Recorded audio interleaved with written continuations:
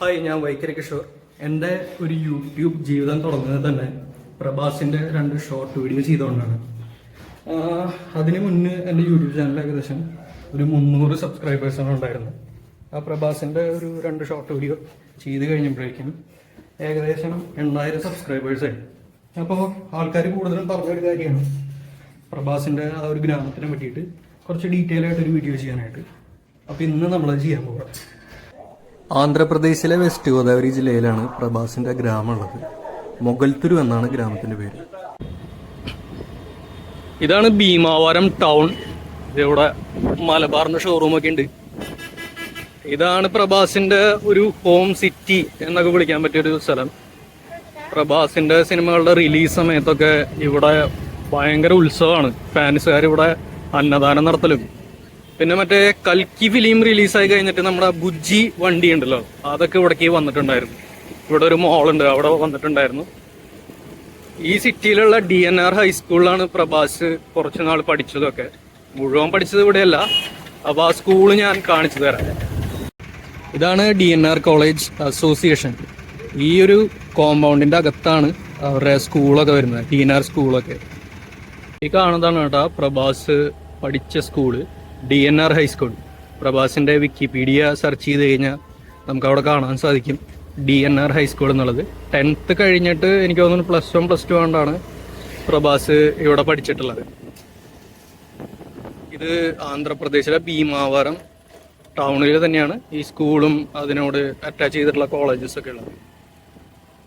നമ്മളിപ്പോൾ പ്രഭാസിൻ്റെ ഗ്രാമത്തിലേക്കുള്ള വഴിയിലാണ്. അപ്പോൾ വഴിയിൽ മുഴുവൻ ഇങ്ങനെ കഴിഞ്ഞ മാസമായിരുന്നു പ്രഭാസിൻ്റെ ബർത്ത്ഡേ. അതിനുള്ള ഇങ്ങനെ ഫ്ലെക്സുകളൊക്കെ വെച്ചിട്ടുണ്ട്. ആ മേലെ കാണുന്ന കൃഷ്ണം രാജുവാണ് പ്രഭാസിൻ്റെ അമ്മാവൻ. ഇപ്പുറത്തുള്ളതാണ് പ്രഭാസിൻ്റെ അച്ഛൻ.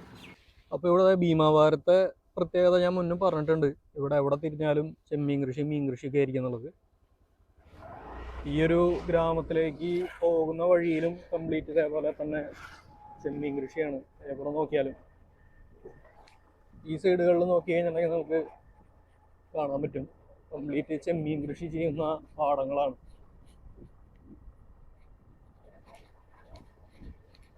ഈ ചെമ്മീൻ കൃഷി ചെയ്യുന്നതിൻ്റെ ബണ്ടുകൾ ചുറ്റും അവർ തെങ്ങ് വെച്ച് പിടിപ്പിച്ച് കാണും. അപ്പോൾ തെങ്ങിൻ്റെ പ്രത്യേകത അറിയാലോ. തെങ്ങിന് ഉപ്പും മറ്റ് മിനറൽസൊക്കെ ചെല്ലുമ്പോൾ അത് നല്ലൊരു ഫെർട്ടിലൈസറാണ്.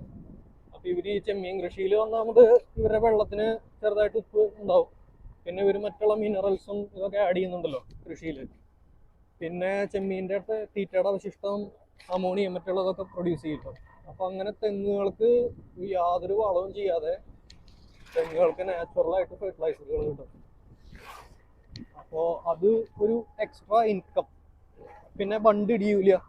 കണ്ട ചുറ്റിനും തെങ്ങ് വെച്ചൊക്കെയാണ്. അപ്പോൾ ബണ്ട് ഇടിയൂല. അപ്പോൾ അങ്ങനെയുള്ളൊരു അഡ്വാൻറ്റേജ്. അപ്പോൾ അങ്ങനെയാണ് ഇവിടുത്തെ കൃഷികളെല്ലാം. നമ്മുടെ നാട്ടിൽ ചെമ്മീൻ കൃഷി ചെയ്യുമ്പോൾ ഞാൻ എപ്പോഴും കണ്ടിട്ടുള്ളത് ഒരൊറ്റ മരം ഉണ്ടാവില്ല, എല്ലാം വെട്ടിക്കളയും. കാരണം മരങ്ങൾ വന്നു കഴിഞ്ഞിട്ടുണ്ടെങ്കിൽ ബേർഡ്സ് വരുമല്ലോ. അപ്പോൾ ബേർഡ്സ് വഴി ചില കിളികളൊക്കെ വഴി വല്ല വൈറസൊക്കെ കയറുന്നു പറഞ്ഞിട്ട് മരങ്ങളെല്ലാം വെട്ടിക്കളയും. ശരിക്കും ശാസ്ത്രീയമായിട്ട് അതാണ് വേണ്ടത്. ഇത് പിന്നെ ഇതേ നാളികേരം ഹാർവെസ്റ്റ് ചെയ്ത് കൊണ്ടുപോകുന്നതാണ്. ഇതിങ്ങനെ ഇവിടെ കംപ്ലീറ്റ് ട്രാക്ടറുകളിലാണ് ഇങ്ങനെ കൊണ്ടുപോകുക. അവിടെ ഒരു നാളികേരം ഹാർവെസ്റ്റ് ചെയ്തിട്ട് ഇതിലേക്ക് ലോഡ് ചെയ്ത് കയറ്റുക ചെയ്യണത്. ഇവിടെ വൈക്കോലും നാളികേരം അങ്ങനത്തെ ഐറ്റംസ് എല്ലാം ട്രാക്ടറുകളിലാണ് കംപ്ലീറ്റ് കൊണ്ടുപോകുന്നത്. അത് ട്രാക്ടറിൽ കൊണ്ടുപോകുമ്പോൾ ചാർജും കുറവായിരിക്കും, നല്ലോണം കൊണ്ടുപോവുകയും ചെയ്യാം. പിന്നെ ട്രാക്ടറുകൾക്ക് കൃഷിയില്ലാത്ത സമയത്ത് ട്രാക്ടറുകൾക്കൊന്നും ഒരു പണിയായില്ലോ, അല്ലെങ്കിൽ ഇരുന്നിരുന്ന് അവർക്ക് മടി പിടിക്കും. ഇതേ കണ്ടില്ലേ, ഇതൊക്കെ കംപ്ലീറ്റ് ചെമ്മീൻ കൃഷിയാണ് ഇവിടെ എല്ലാം.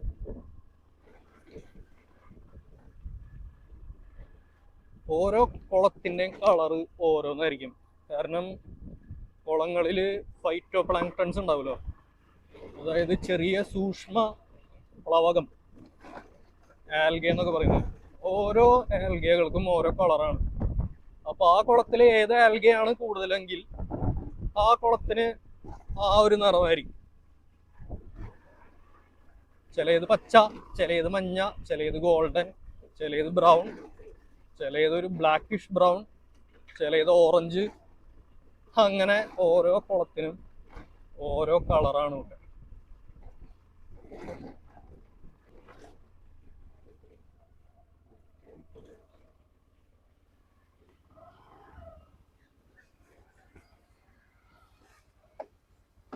ഇതാണ്ട ഇവിടെ നാളികേരങ്ങൾ ഹാർവെസ്റ്റ് ചെയ്തിട്ടാണ് കണ്ടില്ലേ, കേരളത്തിലെ പോലെ. നമുക്കതൊന്ന് വില ചോദിക്കാം അതിൻ്റെ. ഇവിടെ കംപ്ലീറ്റ് നാളികേരം ഹാർവെസ്റ്റ് ചെയ്തിട്ടൊക്കെയാണ്. കണ്ടു കഴിഞ്ഞാൽ നമ്മുടെ കേരളം പോലെ തോന്നും. കേരളത്തിൽ ഇത്ര അധികം നാളികേരം കൂട്ടി ഇടുന്ന സ്ഥലങ്ങൾ ഇന്നത്തെ കാലത്ത് മിക്കവാറും കുറവായിരിക്കും. ഇതൊക്കെ ഇപ്പോൾ ആന്ധ്രയിലൊക്കെ ഉണ്ടാവുള്ളൂ.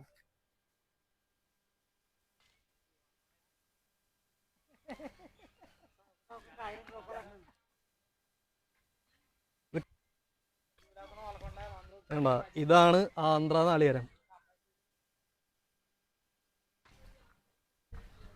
ഇതൊക്കെ ഇങ്ങനെ വച്ചിട്ടുള്ള എന്താണെന്ന് വെച്ച് കഴിഞ്ഞാൽ, ഇത് ഇവരെന്നിട്ട് മിക്കവാറും ബീഹാറിലേക്കോ അല്ലെങ്കിൽ വല്ല നോർത്ത് ഇന്ത്യൻ സ്റ്റേറ്റുകളിലേക്കോ ആയിരിക്കും ഇത് ട്രാൻസ്പോർട്ട് ചെയ്യുന്നുണ്ടാവുക.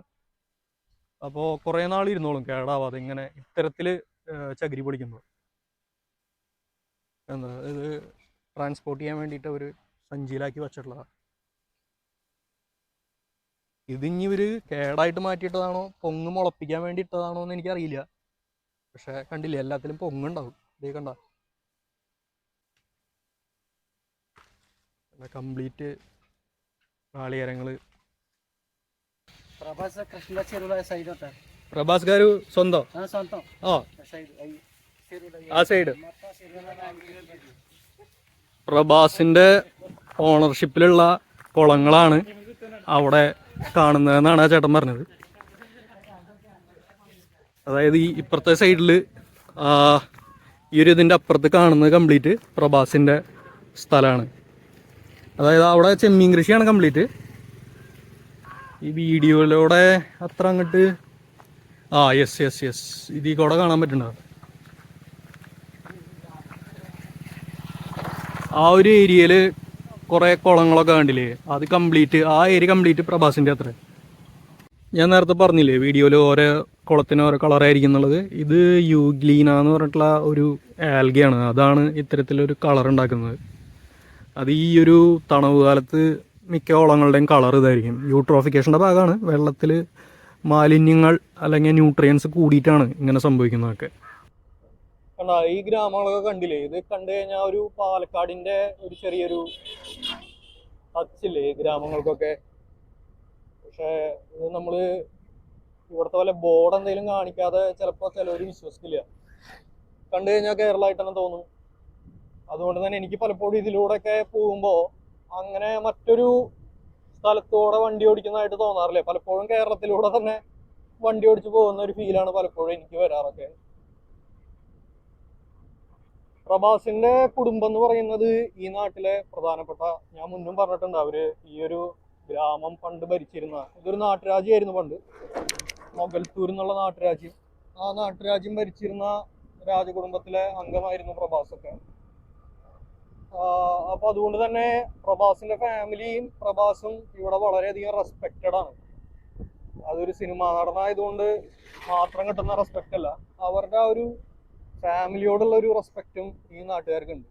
അതിന് വല്ല ഉത്സവം വരാൻ പോകണം. ദീപാവലിയൊക്കെ കഴിഞ്ഞാണല്ലോ. പിന്നെ അതേ നമ്മുടെ ബാഹുബലിയിലെ ആ ഒരു സീനുണ്ടല്ലോ, ആ ശിവലിംഗം പൊക്കിയെടുക്കുന്നത്, അതേപോലെയുള്ള ഒരു അമ്പലം തന്നെയാണ് പ്രഭാസിന്റെ ഗ്രാമത്തിലുള്ളത്.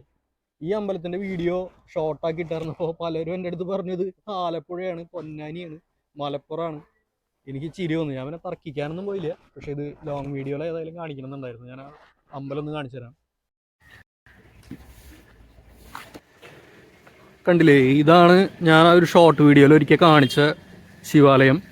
കണ്ടു കഴിഞ്ഞാൽ കേരളമാണെന്ന് തോന്നിയൊക്കെ പോകും ആൾക്കാർക്ക്. പക്ഷെ ഇത് ആന്ധ്രാപ്രദേശിലുള്ള ക്ഷേത്രമാണത്.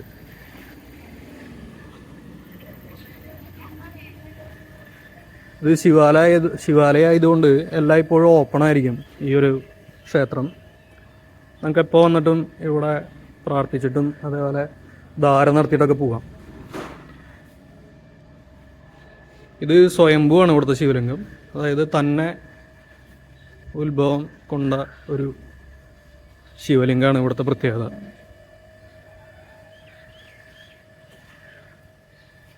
ഇത് ചെമ്മീൻ കൃഷിയൊക്കെ ചെയ്യുന്ന ഒരു കുളമാണ്. ചിലവരൊക്കെ പറഞ്ഞിരുന്നു പ്രഭാസ് ഇവിടെ നിന്ന് ചെമ്മീൻ പിടിച്ചുകൊണ്ട് പോയിട്ട് മാർക്കറ്റിൽ കൊണ്ടുപോയിട്ട് വിൽക്കായിരിക്കും എന്നൊക്കെ എൻ്റെ അടുത്ത് പറഞ്ഞിരുന്നു കളിയാക്കിയോണ്ട്. ഇത് ചെമ്മീൻ കൃഷി ചെയ്യുന്ന ഒരു കുളം, അതിൻ്റെ ഫ്രണ്ടിൽ ഇവിടെ അമ്പലം. അപ്പോൾ ഇപ്പോഴും കാളവണ്ടികളാണ് കംപ്ലീറ്റ്. ആ കാളവണ്ടികളൊക്കെ കാണണമെങ്കിൽ ഇപ്പോഴും ഇങ്ങോട്ട് വരണം. കാളകളാണ് ഈ നെല്ല് കൊണ്ടുവരാനൊക്കെ ആയിട്ട് ഉപയോഗിക്കുന്നത്. ഇവിടെ നെല്ല് മൊത്തം കൂട്ടിയിട്ടൊക്കെ. ഇത് NH ആണ്. ഇത് ബാക്കിലേക്ക് പോയി കഴിഞ്ഞാൽ വിജയവാഡ എത്തും. മുഗൽത്തൂരു എന്ന് പറയുന്ന അവിടേക്കാണ് നമ്മൾ കിടക്കുന്നത് ഈ പോകുന്നതൊക്കെ. നമ്മളപ്പോൾ ഈ ഗ്രാമത്തിലേക്ക് വന്നു. ഈ ഗ്രാമത്തിൻ്റെ പ്രത്യേകതയാണ് ഇതേപോലെ കുറേ പഴയ വലിയ റോയൽ വീടുകളുണ്ടാവും. ഇതൊന്നും ഇപ്പോൾ ആരും ഉപയോഗിക്കുന്നുണ്ടാവില്ല. പഴയ ഒരു നല്ല ഭംഗിയുള്ള ഒരു ആന്ധ്ര മോഡൽ, ആന്ധ്ര ട്രഡീഷണൽ വീടാണിത്. ഇതാണ് മുഗൽത്തൂരു, ഒരു കവല എന്നൊക്കെ പറയാൻ പറ്റിയ സ്ഥലം. ഇത് ഒരു ഗ്രാമമാണ്, അങ്ങനെ ഒരു സിറ്റി ആയിട്ടൊന്നും നമുക്ക് പറയാൻ പറ്റില്ല.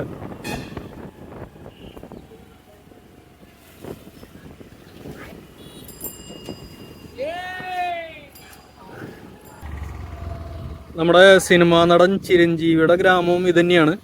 കുറച്ചങ്ങോട്ട് മാറിയിട്ടാണ് ചിരഞ്ജീവിയുടെ വീടൊക്കെയുള്ളത്. ചിരഞ്ജീവിക്ക് ഭയങ്കര ഭക്തിയുള്ളൊരു ഹനുമാൻ ക്ഷേത്രമാണിത്. ചിരഞ്ജീവിയുടെ ഗ്രാമത്തിലുള്ള ഈ ഹനുമാൻ ക്ഷേത്രത്തിനെ പറ്റി ചിരഞ്ജീവി പല ഇൻ്റർവ്യൂകളിലൊക്കെ പറയുന്നത് ഞാൻ കണ്ടിട്ടുണ്ട്.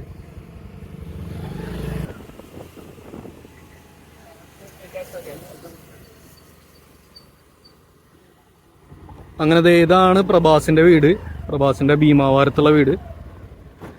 ഈ ഒരു വീടിനോട് ചേർന്നിട്ട് കണ്ടില്ലേ വലിയ ഉയരത്തിൽ കമ്പിവേലികളൊക്കെ വെച്ചിടണം കണ്ടില്ലേ. പ്രഭാസ് മുന്നേ ഇവിടെ ഒരു ഫംഗ്ഷന് വന്ന സമയത്ത് ഇവിടെ കംപ്ലീറ്റ് ഫാൻസ് നിറഞ്ഞപ്പോൾ അതിനെ നിയന്ത്രിക്കാൻ വേണ്ടിയിട്ടൊക്കെ മുൻകൂറായിട്ട് വച്ചതാണ് ഈ കാണുന്ന കമ്പിവേലികളൊക്കെ. പ്രഭാസ് ഇവിടെ വർഷത്തിലൊക്കെ വരാറുണ്ട്. പിന്നെ വല്ല വിശേഷ സംഭവങ്ങളൊക്കെ ഉണ്ടെങ്കിൽ പ്രഭാസ്. ഇതാണ് നമ്മുടെ പാൻ ഇന്ത്യൻ സൂപ്പർ സ്റ്റാർ പ്രഭാസിൻ്റെ വളരെ സിമ്പിളായിട്ടുള്ള വീട്. അവരിപ്പോഴും ഈ വീട് ഇങ്ങനെയാണ് മെയിൻറ്റെയിൻ ചെയ്യുന്നതൊക്കെ. നമുക്ക് ഉള്ളിലേക്ക് കടക്കാൻ പറ്റില്ല. അവിടെ ഒരു കെയർ ടേക്കറൊക്കെ ഉണ്ട്, പക്ഷെ അത് അനുവദിക്കില്ല.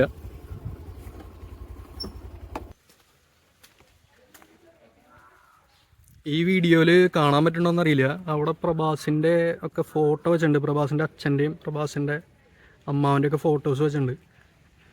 കുറച്ചുകൂടി സൂം ചെയ്ത് കാണിക്കാം.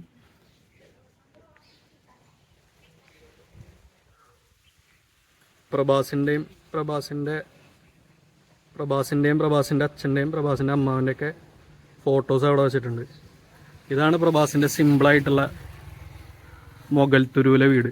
ഇവിടെ പ്രഭാസ് വരാറുണ്ട്, പക്ഷെ ഇപ്പോഴും അവരിതൊന്നും, ഇത് വേണമെങ്കിൽ വലിയൊരു വീടാക്കി മാറ്റാം, പക്ഷെ അവരത് ഇപ്പോഴും അങ്ങനെ തന്നെ മെയിൻറ്റെയിൻ ചെയ്തേക്കുക, അവരുടെ ആ ഒരു വീടും കാര്യങ്ങളൊക്കെ.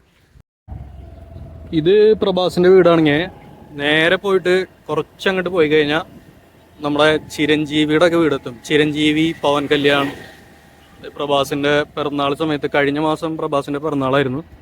അപ്പോൾ പ്രഭാസിൻ്റെ ഫ്ലെക്സ് വെച്ചിട്ടുള്ളതാണ് പ്രഭാസിൻ്റെ ഗ്രാമത്തിൽ തന്നെ. ഇത് ഞാൻ എൻ്റെ മറ്റൊരു വീഡിയോയിൽ കാണിച്ചിട്ടുണ്ട്. പ്രഭാസിൻ്റെ നേരിട്ട് സ്വന്തം അവരുടെ ഒരു കുടുംബക്കാരുടെ ഒരു പ്രോപ്പർട്ടിയാണത്, മുഗൽത്തൂർ കോട്ട എന്ന് പറഞ്ഞിട്ട്. അവിടെ കട്ട ഉണ്ടാക്കി വെച്ചിട്ടുണ്ടോ, കട്ടപ്പയെന്നൊക്കെ അന്ന് കമൻറ്റ് ചെയ്തിട്ടുണ്ടായിരുന്നു ചിലർ. കമൻറ്റോളികളെ കൊണ്ട് തോറ്റു.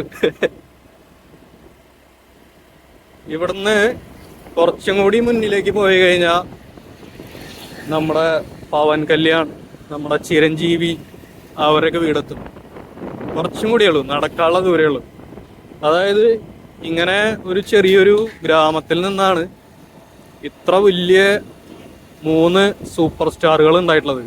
നമ്മുടെ കേരളത്തിൽ പോലും ഉണ്ടാവില്ല ഇങ്ങനെ. വേണ്ട, പ്രഭാസിൻ്റെ കേരളത്തിൽ നിന്നല്ല വേറെ എവിടെയും ഉണ്ടാവില്ല. ഒരു ചെറിയ ഗ്രാമത്തിൽ നിന്ന് ആ ഒരു ഇൻഡസ്ട്രിയിലെ ഏറ്റവും വലിയ ആൾക്കാർ ഉണ്ടാവാന്നൊക്കെ പറയുന്ന വലിയ കാര്യമല്ലേ. ഇവിടെ ഇപ്പോൾ എന്തോ പണികളൊക്കെ നടന്നുകൊണ്ടിരിക്കുന്നുണ്ട്. ഇതാണ് പവൻ കല്യാണിൻ്റെയും ചിരഞ്ജീവിയുടെ ഒക്കെ വീട്. അപ്പോൾ അവർ പൊളിച്ചെന്തൊക്കെ പണിയുണ്ട്. ജനിച്ച വീട് ഇതാ. ഞാൻ എൻ്റെ മറ്റൊരു ഷോർട്ട് വീഡിയോയിൽ ഞാൻ അത് കാണിച്ചിട്ടുണ്ട്. ഈ കാണുന്ന മുഗൽത്തൂരു ആ ഒരു ചെറിയൊരു കവലയിലൂടെയുള്ള റോഡാണ്. ഒരുപാട് കച്ചവട സ്ഥാപനങ്ങളൊക്കെ ഉണ്ട്.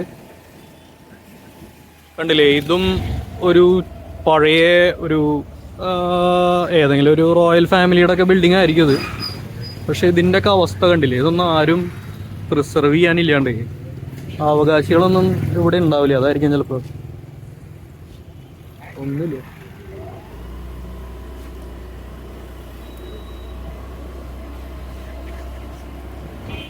അതിൻ്റെ ഇടയിൽ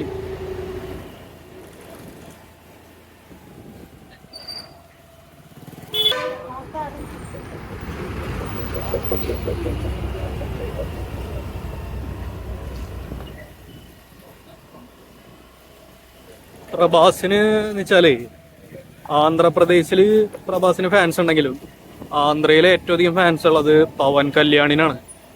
പവൻ കല്യാൺ കഴിഞ്ഞിട്ടേ പ്രഭാസിന് ഫാൻസ് ഉള്ളൂ.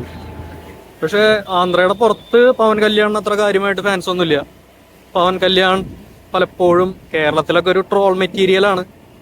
പക്ഷെ മഹാരാഷ്ട്രയിലൊക്കെ ഉണ്ട് കേട്ടോ. മഹാരാഷ്ട്ര ഒഡീഷയിലൊക്കെ നല്ലോണം ഫാൻ ബേസ് ഉണ്ട് പവൻ കല്യാണിന്. ഇത് ഈ മൊഗൽത്തൂർ എന്ന് പറയുന്ന ചെറിയ ഗ്രാമത്തിലെ ഒരു സിനിമ കൊട്ടകയാണ്. സിനിമ ഹാളിൻ്റെ എൻട്രൻസിൽ തന്നെ കൃഷ്ണം രാജുകാരും ഉണ്ട്, അതുപോലെ തന്നെ പ്രഭാസും ഉണ്ട്. നമ്മുടെ ബാഹുബലി പ്രഭാസ്, അതേപോലെ തന്നെ നമ്മുടെ ഇവിടുത്തെ സൂപ്പർ സ്റ്റാർ ആയിട്ടുള്ള ചിരഞ്ജീവികാരും ഉണ്ട്, പവൻ കല്യാണും ഉണ്ട്. ഈ ഇത്ര വലിയ ഹീറോസൊക്കെ ഈ ഒരു ചെറിയ ഗ്രാമത്തിൽ നിന്നുള്ളവരാണ്. ഇത് ഈ അടുത്ത് അവർ റെനോവേറ്റ് ചെയ്തിട്ടേ ഉള്ളൂ. ഇനി പുഷ്പയാണ് റെനോവേഷന് ശേഷം കളിക്കാൻ പോകുന്ന ആദ്യത്തെ സിനിമ. അല്ലു അർജുൻ്റെ ഗ്രാമം ഇവിടെ നിന്ന് കുറച്ചങ്ങോട്ട് നീങ്ങിയിട്ടാണ്. അല്ലു അർജുൻ്റെ ഗ്രാമം ഞാൻ വീഡിയോയിൽ ചെയ്യുന്നതായിരിക്കും. അപ്പോൾ നിങ്ങളെൻ്റെ വീഡിയോസ് മിസ് ചെയ്യാണ്ട് കാണണം. ഏതായാലും ഞാനേ ഇനി നിങ്ങൾക്ക് ഒരു സ്ഥലം കാണിച്ചു തരാം. നമ്മുടെ ലക്കി ഭാസ്കർ സിനിമയുടെ ഷൂട്ടിംഗ് നടന്നൊരു ബീച്ച് ഉണ്ട് ഇവിടെ. ആ ബീച്ച് ഞാൻ കാണിച്ചു തരാം. വളരെ ബ്യൂട്ടിഫുൾ ആയിട്ടുള്ളൊരു ബീച്ചാണ്.